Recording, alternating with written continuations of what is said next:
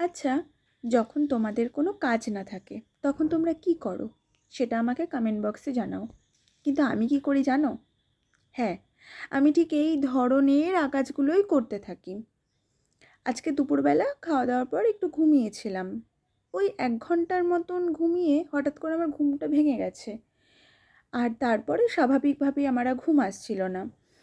তো আমি কি করব? ফোন ঘাঁটতে ভালো লাগছে না, টিভি দেখতে ভালো লাগছে না। তখন আম আমার মনে হলো যে আমি কিছু একটা করি। কী করব? তখন আমি আমার মায়ের আলতা শিশিটা নিয়ে বসে পড়লাম।